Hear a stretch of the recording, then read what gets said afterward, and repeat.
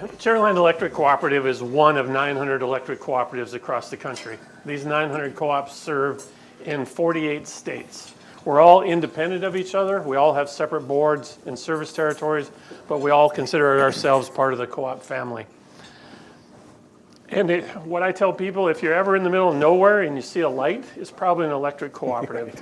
We were part of FDR's New Deal program, which the original stimulus or infrastructure program of the 1930s.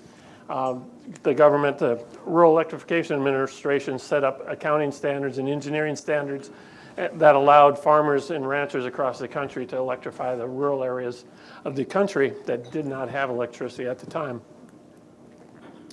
Our mission statement is member-focused, safe, reliable, and affordable. We're a 501c12 not-for-profit utility.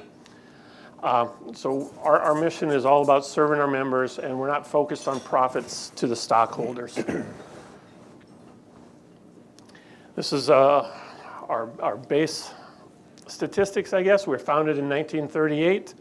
We have 36,000 meters that we serve. We just went over 37,000 last month. So we're continuing to grow. 3,000 miles of line. If you think of all that spaghetti in the red on the right there, if you stretch that out, you'd go from Baltimore, Maryland to San Francisco.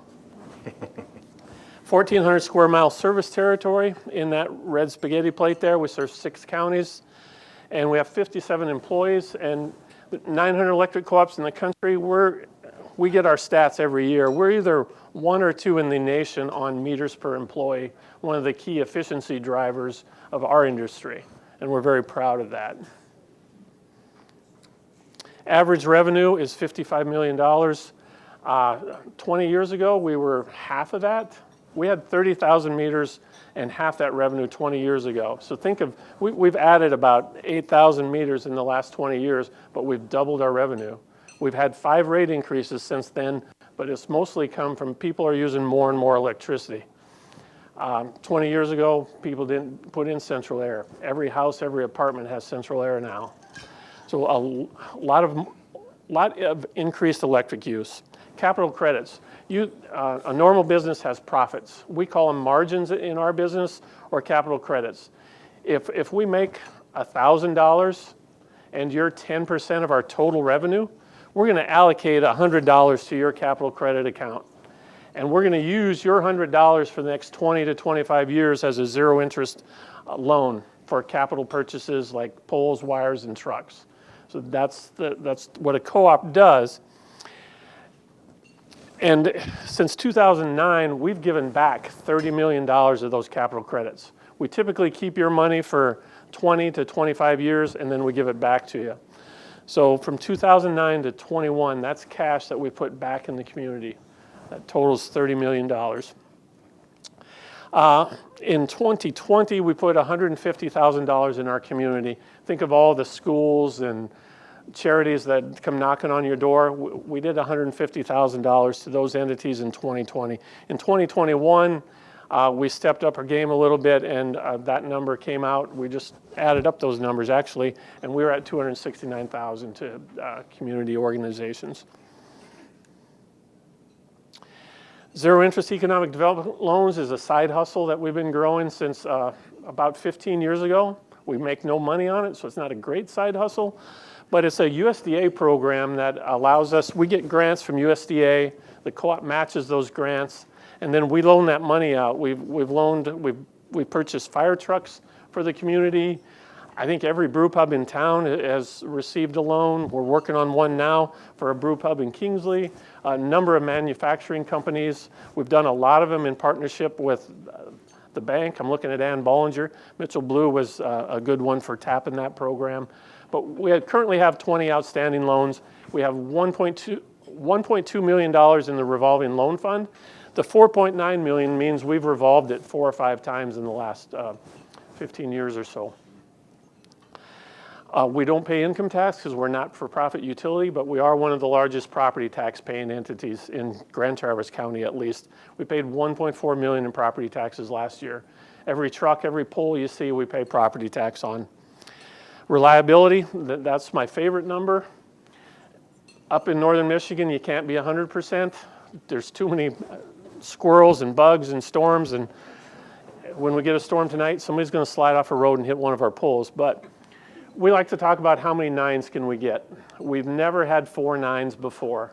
Last year, this is how close we came to 4 9s, an all-time record. We're one storm away from 4 9s. But if we're 99.97, we're not doing very good. We need to be 9.8 or higher, and that's how fine of a standard we set for reliability, and we try to reach. And we will hit 4 9s one year. Drop a decimal place. Yeah. Well, you can round it up, but we don't round it up. We want a solid 4 9s. Wolverine Power Cooperative is what we call a G&T. And the G&T stands for Generation and Transmission. They are a cooperative that provides our wholesale power. And they build and maintain the overhead power lines to get it from the generator to the substations at my place. They serve 270,000 co-op members in the state of Michigan. You see the map there. They go from the bridge to the border. And they own 7 natural gas-fired peaking plants and small pieces of 3 coal-fired plants. And we have numerous wind and solar contracts. That gets us to this portfolio of, in 2016, we were 32% carbon-free. We had 40% coal, 27% gas, and we had a little sliver of hydro there that we no longer have. Fast forward to today, 5 years later, we've doubled our renewable capacity. We've doubled our nuclear capacity to get us to 63 to 64% carbon-free. We've reduced our use of coal. We're now down to 16%, and our use of gas is down to 20. And the key thing with this slide is there's no silver bullet. Everybody wants a silver bullet for their power supply, and there isn't one. Every fuel we use has a drawback. Coal has the carbon issue. Natural gas has less of a carbon issue than coal, but still has a carbon issue, but you have to be by a pipeline. You need massive amounts of natural gas to fire that generator. And then you get to nuclear, obvious storage problem there. And then wind, we're 20% renewable. So most of that is wind. We do have some solar, but wind, it has a coverage problem. For example, 200 megawatts of natural gas, I can set on 5 acres. 200 megawatts of wind is going to take 10,000 acres. So you can farm around that, you can live around that. The windmill itself only takes less than an acre, but if you're going to get 200 megawatts of wind, you're going to throw those windmills over 10,000 acres. Now, if you want to do 200 megawatts of solar, that's going to take land use as well. Not as much as the wind, but 200 megawatts of solar is going to take 1,200 acres. Basically, 1 megawatt of solar takes 5 to 7 acres of land. So there's a land use, and then the wind in Michigan only blows 45% of the time. We know that because we've had wind contracts since 2006. And solar, you all see the sunlight we get in January versus what we get in August. So there's a timing thing there. So you can't have wind and solar without either. You have to have gas, coal, and nuclear to back those up. So it's an all of the above approach to power supply, and not all your eggs in one basket. And you're balancing all of that while you're trying to maintain affordability and reliability. Our last rate increase was 4 years ago. So we feel like we've done a good job maintaining affordability while improving the carbon content of our overall portfolio as well. Now, Michigan is connected to what we call MISO, or the Mid-Continent Independent System Operator. It's a nonprofit entity that monitors the grid. We're in the red here. The MISO grid is the red, which obviously Michigan is painted in red there too, but it's 15 states and 1 province in Canada, and we're all interconnected. We don't have enough generation in Michigan to be closed off from the grid. We're getting all our nuclear energy from a plant in Illinois, so we have to have a connection to the grid. And the one problem we have in Michigan, as you can see, and as everybody knows, we're a peninsula. We have one connection to the outside world, and it's that tiny little gap between the blue. The PJM is another grid we're not attached to, but we have one basic transmission corridor that connects us to the grid. There's a tiny one in the straits that it's really ineffective because it's old and it's not used. If you want to talk to the Line 5 tunnel for a minute, part of the Line 5 tunnel would improve the transmission capability from the straits, which would allow us to get power around Chicago and through the top. Because of that narrow passageway and the congestion in Chicago, we pay more for our energy in Michigan because the higher the congestion of the transmission artery and corridor, the more you pay for it. So a connection over the top would be great. One of the things that Wolverine, our power supplier, is proposing to get us better transmission access in Michigan is putting a power line across Lake Michigan to Wisconsin, either from Ludington across or from the Campbell plant down in the southern part of the state across to Wisconsin. That would get us access to wind in Iowa and South Dakota better than we have today. Michigan wind is 45% of the time. If we can get access to wind in the Dakotas, that wind blows 60% of the time. Obviously better. So the MISO grid is very important to us. And one of the things that keeps us up at night is these numbers are from the MISO entity. We know from 2015 to 2025, fossil fuel has either been retired or is about to be retired, and nuclear as well. And when you add all that up, it's 8,000 megawatts that's going to be shut off by the end of 2025. So what are we building? We're building 2,000 megawatts of fossil fuel generation. All of that's going to be gas because that's the easiest and fastest thing to build now. Nobody's building coal, but you can build natural gas relatively quickly. Wolverine 5 years ago built 400 megawatts up by Gaylord, and it works very well for us. New wind generation is 2,400 megawatts of that is planned. So when you do the math, we're 3,600 megawatts short. And on the other side, MISO's predictions, they're predicting by 2035 that there's going to be a 50% increase in demand for electricity. We have an electric vehicle boom that's about to happen and that I'm very supportive of because electric cars are cool to drive and they do use electricity. And that's what I sell. So I get excited when I can sell. I only have one product to sell. So at Cherryland, we're 95% residential. And the average residential house uses 700 kilowatt hours. Nationally, that number is 1,200 kilowatt hours. But our climate in Michigan is such, we don't get that cold and we don't get that hot. So we don't sell as many kilowatt hours as everybody else. If I could sell 1,200 kilowatt hours, I could be even more affordable than I am today. But you put an electric car into one of those average homes, I'm going to get a 30 to 40 cent bump in electric sales. And the environment's going to be better, and they're going to save money at the same time. Because, again, our last rate increase was 4 years ago. We all know what's happened to gas prices. No offense, Bob, but he's going to get his 20 minutes too. So really excited about the growth in electric vehicles that's coming. But we have a problem. We're not building generation fast enough. And we don't have the transmission access in Michigan. So we feel like we've got a 10-year window to fix this problem. And here's another way to look at the problem. We're not building enough new electric generation plants. So what are we going to build? We got to build more, or we have to get access to generation plants outside of Michigan, and it's going to take transmission to do that. We're closing generation plants before replacements are built. That's a problem. It's really sexy to shut down a coal plant now, and some of them need to be shut down. They're aging out. We built a lot of our coal and nuclear fleet 40 and 50 years ago.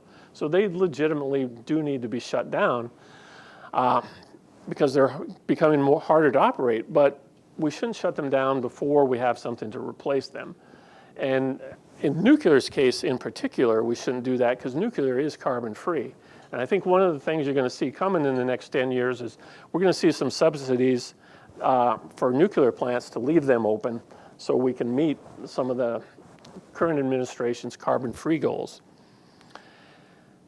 And the long timelines and rising costs for all solutions, that's everybody's business. We have that problem too. Transformers are hard to get. Everything's hard to get now. And that's going to continue. And when you talk higher voltage transmission lines, it's even going to get worse. The limited transmission access, that's our quickest fix probably, in Michigan. I don't know how to back up. There we go. And that goes to the two solutions Wolverine is proposing to cross Lake Michigan. So we're working on those, and when you go through the MISO process, that's at least a 10-year process to get that done. So who's going to impact reliability and affordability moving forward? Obviously the utilities. The Michigan Public Service Commission has the authority to say this coal plant can shut off or it can't shut off. And the North American Electric Reliability Corporation is an entity that looks at reliability over the grid. It's kind of the checks and balances for MISO. They have the ability to say, maybe we can't shut that off, or maybe they'll do the math if we don't build generation fast enough.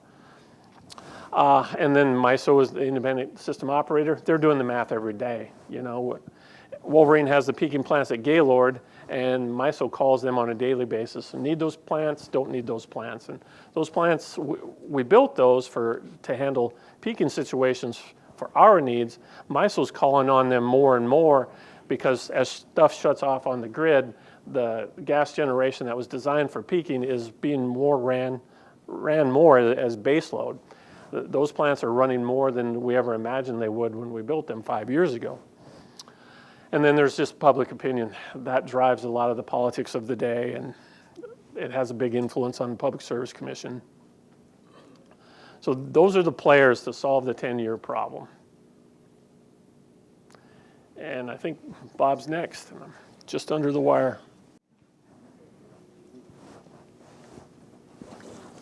Well, thank you, Tony. As Jeff had said in my intro, lived here for 30 years. Tony's been here for 19 years in the community, and I've spent a good solid decade admiring what you've been doing from a distance and how you run Cherryland. So thank you for that. Very, very pragmatic. Yeah, I come from the fossil world, but I'm a realist and I'm all for an energy transition, and so I just want to get that out there. But come with me for a second and put yourself in a scenario where you could either be a shareholder of this company or you could be in the community. But there's a construction company that would come to town, and the CEO makes the announcement that they're going to, their business plan is to work with the local governments, and they want to go into one of the real nice place, go out in the peninsula, someplace where there's a lot of nice homes. And the plan is to bulldoze all those homes and replace them with 2-bedroom, 1-garage homes, because that's all people need. They should not be having more than one car. It's just small, limited living, and that's the plan. A bunch of people are going to cheer, and he says, okay, mic drop. He says, that's it. I'm off to the Bahamas now, and you guys get that taken care of. That is a bold vision. So the World Economic Forum. Setting a clear goal that aligns with climate science takes bold leadership, mainly because it may not be possible to clearly articulate exactly how it will be achieved. I mean, let that thing sink in for a second. That's what bold leadership is that you're going to set a goal that you don't know how you're going to get there. It's scary how much of that's going on right now. So we talk about energy transition, okay? The J-curve of change, the valley of death and product development or new ideas. You guys may have seen this before, where you got all your research, and between research and commercialization, for any entrepreneur or business or product developer, you've got a valley of death. How do I get from here to there? And I think that's where we're at right now with energy transition. We're setting these goals of 100% carbon-free or 100% renewable or 100% something. Absolutes are getting set. So we're right here in change. On this side, we got the grid performance and supply reliability, which is some of the things that Tony had touched on. And we're setting all these goals. And I firmly believe we're living in this spot right now of some unrealistic expectations on how we're going to get to these goals. And we're going to go through this valley, this adverse impact. There's going to be an adverse impact to this change, and we're going to come out, we're going to get back to where we were at status quo, and I'm not sure how we're going to get there. I hope we get there. I'm not sure how we're going to get there, and I'm going to show you a few things. And the risk of this disruption, you're talking about inflicting energy poverty, you're talking about grid instability, and you're talking about national security. If we start stepping off, and the governor's climate plan, and you're hearing it from big companies and different people that by 2030 we're going to be X, by 2035 we're going to be X, 2040 we're going to be X. I got involved in some of the planning sessions with the Whitmer administration on that climate plan. They have no idea. They have no clue. It's aspirational. We said we're going to put a man on the moon. Well, we did. That was a moonshot. That was a bold goal. But we didn't say we're going to take all the cars off by, the end of the year as we're trying to put someone on the moon or something. They're not really related. Might not have been a good analogy, but I'm just saying. So let's start looking at Michigan's energy consumption. 2019, this is from the federal sites. You've got a total here of 14.5% of our entire energy mix is carbon-free. Let that sink in for just a second. It's only 14.5%. I'm all for carbon-free energy. Let's quadruple it, quintuple it, keep going. You're not going to get to 100%.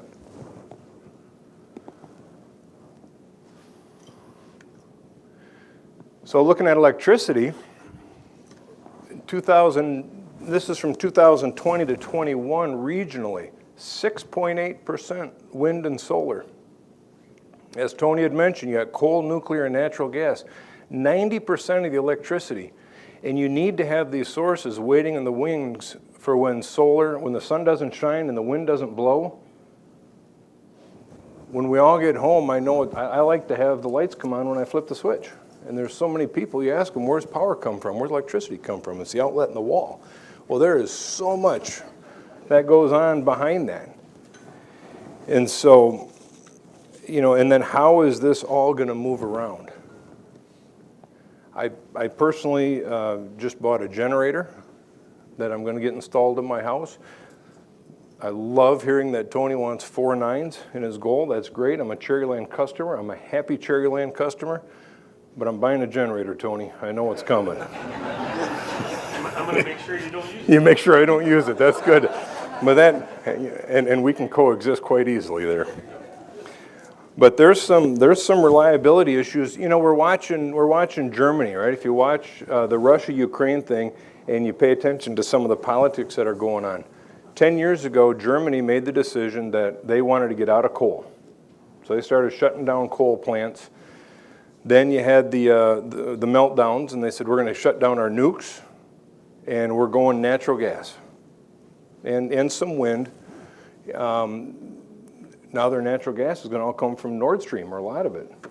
And so what do you do if you're a U.S. diplomat and you got this Russia-Ukraine dust-up going on, and you hear the U.S. say that our main point of pain infliction is going to be to shut down that gas pipeline because we want to deny Russia revenue from selling natural gas. Well, okay, I guess that makes sense if you can inflict some economic pain there, but guess what? Germany's going to go dark and they're going to freeze. And so with that kind of globalist outlook, Germany says, we're just going to, we're going to go clean here and we're going to rely on others and get our energy from elsewhere. They abandon a Germany first strategy, and there's a bit of a conundrum there. And I fear that there are pockets of that thinking in this country that are heading the same direction. And I guess that's just kind of my goal today, is to get everyone realizing that we need to think through when people just toss out these goals, maybe a little virtue signaling going on. I mean, it's great to be aspirational, but if you don't have a plan on how you're going to do it, we got to be careful and realistic about how this is going to work. Energy supply is also a matter of national security. So let's take a look at this one. So this is the CO2 emissions. There's China. There's the United States. We've been doing good, right? We've been dropping it. This is because coal plants are aging out and natural gas, fossil fuels are coming onto the scene quite a bit. And so you're seeing a natural attrition of our emissions, and people are transitioning and doing what they can moderately and rational to lower carbon emissions. China, I'm pretty sure they don't care. We take a look at that. Just a couple different ways I've looked at that, and I just don't think they care. And when you've got 60 to, here's something else to think about, maybe I'm a conspiracy theorist or not, but 60 to 70% of the raw materials needed to make our renewable stuff comes out of China. If you got a long view, maybe the last 10, 15 years, could a strategy be? Let's take a loss leader in the world marketplace. Let's sell these materials cheap. Let's get them over there to these developed nations and get these developed nations thinking that renewables are cheap. And they can do that. And then we get them to say, oh, well, we can keep the windmills and the solar if we just put some batteries on the grid, and let's get electric storage by batteries. Well, guess what? 95% of the critical elements you need for batteries in your cell phones and everything else, that's also China. So now 10, 20 years later, they're going, you know what? I think this strategy is working.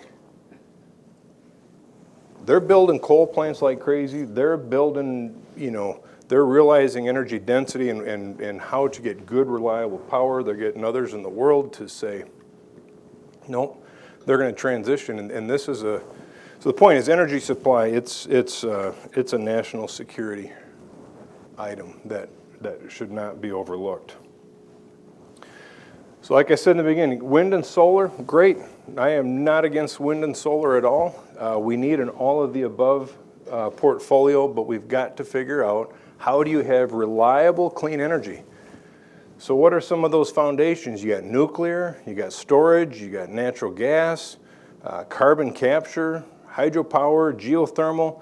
These are all forms of energy that if a decarbonized grid, and I use that word specifically as opposed to renewable, I think it's so important. We got to realize, what are we trying to do? Are we trying to enable renewable technology?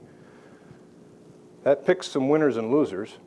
Or are we strictly trying to decarbonize the grid? Because hydrogen, it's too early to even talk about it, but 20, 30 years from now, hydrogen may be that base fuel in the grid.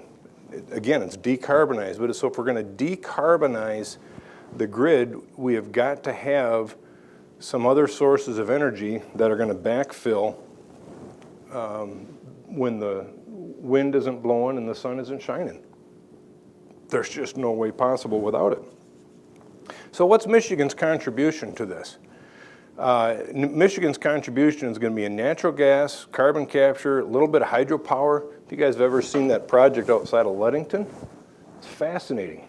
It's one of the biggest hydro projects in the world, and it's a giant battery, right? Quite an engineering feat. Built that, in the 1950s or so. I mean, just a giant lake going out into Lake Michigan, and so at night when the power is cheap, they fill that reservoir up with water. So during the afternoon when everybody comes home and they want their air conditioners on and their TVs and everything else, and you got peak demand in the afternoon, they turn that loose and they just let all that water back out, or a bunch of it, and it spins the turbines and creates electricity. Peak. Now you're not going to run that thing for a month straight. You're going to run out of water. So it's a good peaking element. Okay, the natural gas front, just a little quick summary here. Michigan does have an oil and gas industry. Not all are aware of that, but this is a picture of the 60,000 oil and gas wells that have been drilled in the state of Michigan since 1925. And then just a glimpse of some of the pipelines. There are thousands and thousands of more miles of pipelines to move product around in Michigan, but this is a lot of the regional pipeline distribution. And that pipeline network maybe in 20, 30 years could be repurposed to move hydrogen around. Hard to say. But if we're focused on just renewables, we'll never even start thinking about hydrogen. We'll never start dreaming about creating hydrogen and moving it around. That's a bit out there, but so then to make hydrogen, you're going to get, H2O. You peel the hydrogen out of water. Well, it's going to take a whole bunch of water, and this state does have it's passionate about its water use. So I'm not sure the amount of water that's needed for hydrogen works. The other place you can get hydrogen is methane, CH4. Natural gas is CH4, so you can get hydrogen. You can break out of the methane. Well, guess what? Now you need fossil fuels, you need natural gas, but you can do it cleanly.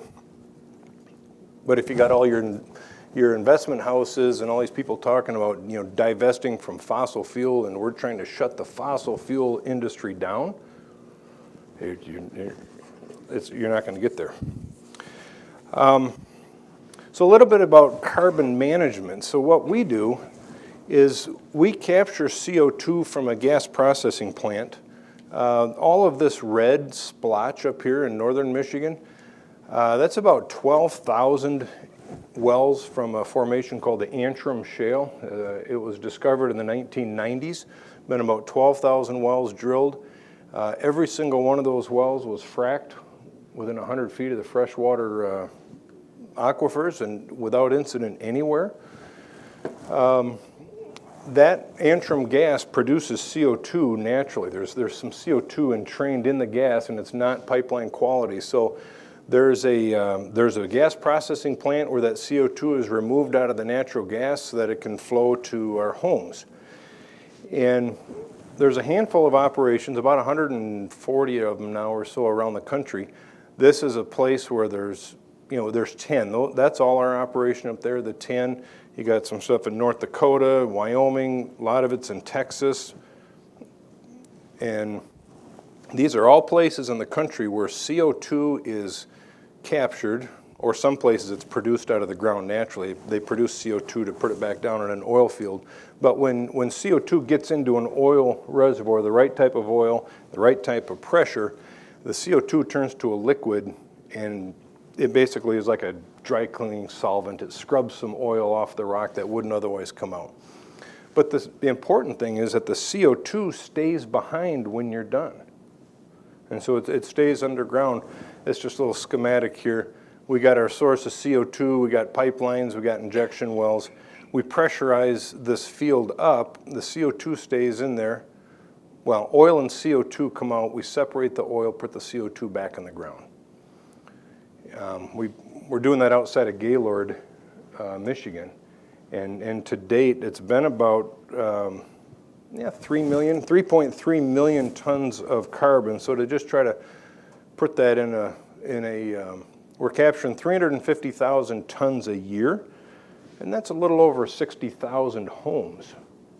So our operations basically make 60,000 homes a year carbon free if they're powered by natural gas. Or it's the equivalent of making 39 million gallons of gasoline, carbon-free, diesel. It's just a bunch of fun statistics. So I guess in closing, we need to transition to a lower carbon grid. Going 100% renewable is not the answer. Our local light and power, 100% renewable, it's like, I don't see it, guys. You can't get there. So I would just say that, collectively, we all need to take a deep breath and collaborate on how do you get an all-of-the-above portfolio solution. What's site-specific? What works in Michigan might not work in Wisconsin because you can't put CO2 underground in Wisconsin. Arizona, you got great sun. Sun's not shining today. I'm glad my house isn't dependent just on a solar panel today because it'd be getting cold right now. So we just need to have a balanced approach. And, getting back to the developer, why are you talking about this developer in the house? I mean, those people they're going to come knock on your door soon. And your house is next. Right? And are you ready for it? Or are you ready to be the shareholder in that company when the CEO says, this is what we're going to do, this is my bold vision, let's go. Those types of decisions being made in boardrooms, I would submit are eroding shareholder value. BlackRock, one of the big investors, right? 3 months ago, 4 months ago, whenever it was, they were kind of leading the charge to divest from fossil fuel. We're not gonna fund any more fossil fuel development. We got to shut this industry down. And so Texas and, I don't know, 7, 8, 9 other states have said, okay, we're not going to invest in any more BlackRock products and no more and this and that. Just last week, BlackRock started a public relations campaign back to the state of Texas. We're sorry, we're serious, we're okay with fossil, and you know, it's like, yeah, no kidding. So I think we need to embrace the transition, keep energy security as one of the overriding priorities. I mean, energy security is huge, and we just got to be flexible. These hard and fast goals should get your attention and concern you. So that's all I got. Great.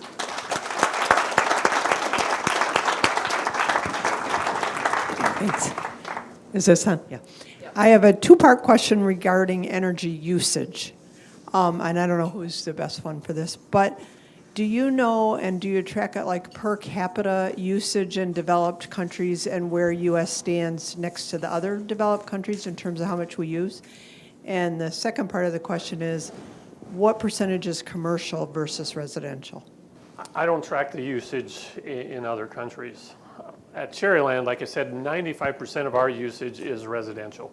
So we focus a lot on residential usage and energy savings. We've had energy savings programs for decades and will continue to have them. So the residential is the blue. That's roughly a quarter, 27% of that mix. I don't know if that's uniform across every sector, if it's the same or not. There is information out there on EIA, the federal website, and with regards to the per capita, I don't know those numbers. Those numbers are tracked. U.S. is probably going to be high, and you've got places in China, places in India, other parts of the developing world where people are waking up and they're maybe owning a car for the first time. They might be having electricity in their house for the first time. It's like we can't forget about this. We're kind of living in our bubble here, going, wow, we're developed and we've got all this energy, so therefore we should start to. That's fine. Be rash. Let's be reasonable about it. Let's not forget that there's others out there that need electricity and coal and whatever, and figure out how to do this reasonably and not inflict energy poverty. That's what I was talking about with energy poverty. Is like we should not think we can deny others that are just coming into lights on around the clock. Bob, it's a pleasure to hear someone speak with a level of sanity when it comes to energy. Certainly, it appears, and you allude to it, that we're headed headlong into a difficult period where choices are going to have to be made. Yep. I spent my career in the automotive industry, and I greatly concerned that the headlong rush to the electric car is a political decision. I have great difficulty seeing our major corporations, Ford, GM, Stellantis, and others, base their business plan on what the current administration thinks versus what the previous administration might have thought, only to contrast the point that it is a political decision, and those decisions can change abruptly at election time. Right. So I appreciate.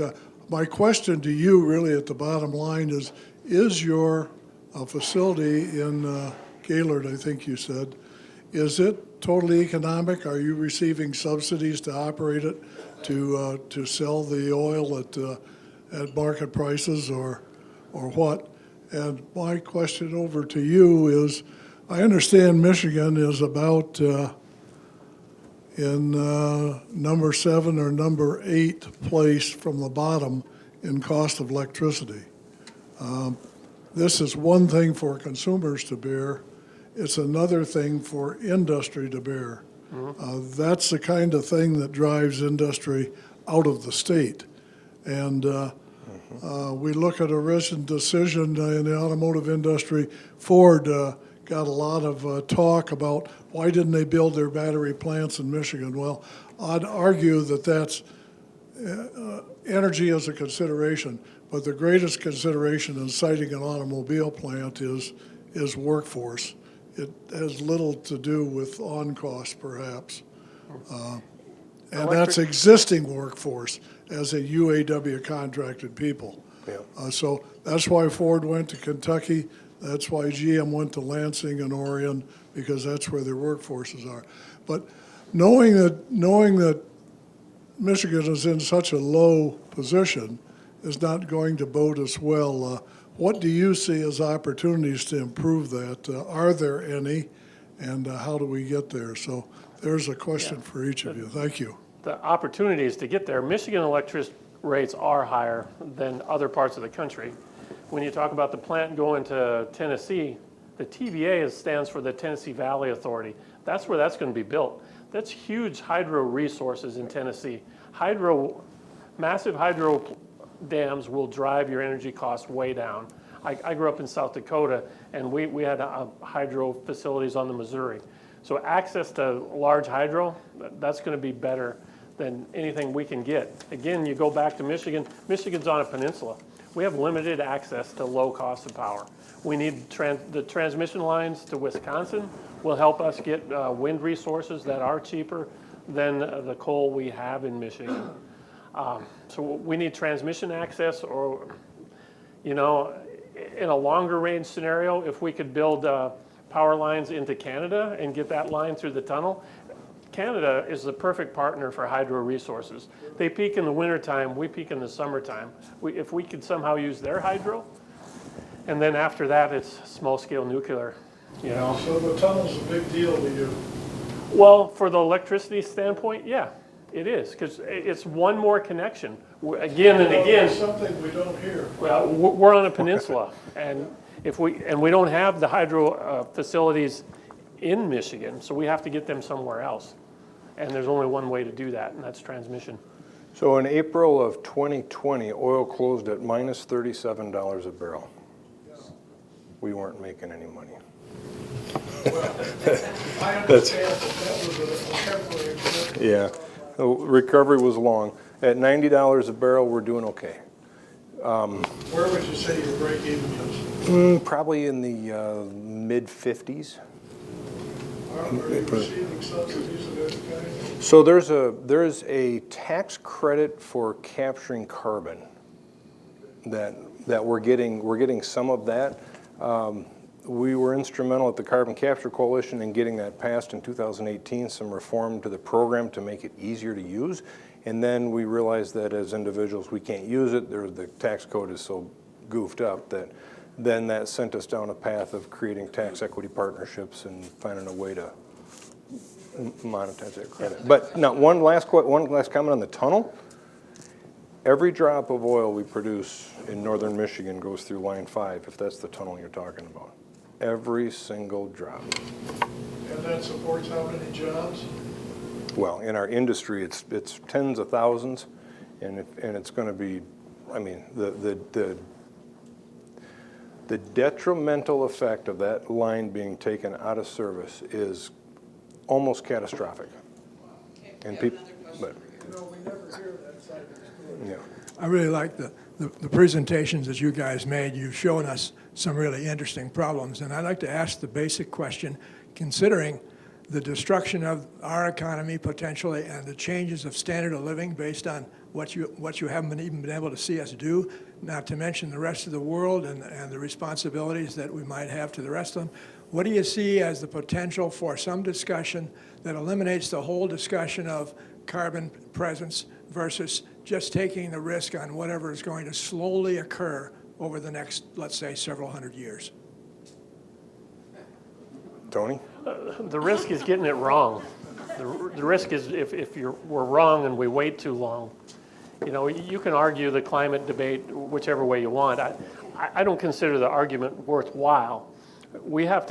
I choose to look at it as, what if I'm wrong? And I want to hedge my bet on there is something to do with carbon. So if we can hedge our bet in a carbon-free way without raising rates, that's my job. Because then whatever happens in the next 100 years, I've got all my bases covered. If somebody proves climate change wrong, don't care. If they prove it right, don't care. I've hedged my bets and I've kept my rates affordable. Yeah, I would agree with that. But we spent 200 years building this country on carbon. To think you're going to change it in 10 years or 5, it's like, let's just be reasonable about it. Be reasonable. I've got a question for Tony. What are your thoughts on nuclear and either keeping existing power plants going or, more importantly, potentially building new ones here in Michigan? If we're going to get to a zero carbon society, we've got to do it with nuclear. So we're going to have to keep the old nuclear on.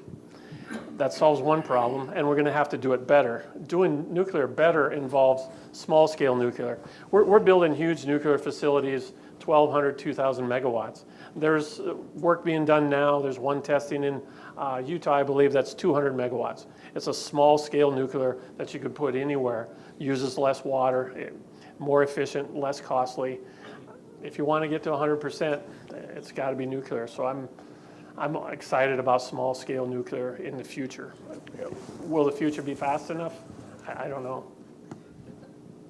If we had to live with nuclear, with coal and natural gas, what work is being done about making the coal-burning furnaces cleaner or better? Well, that goes to carbon capture work that Bob's doing. Yeah, the technology is there. There's the quickest way, I think, to clean up natural gas or coal is to capture the CO2 out of the emissions.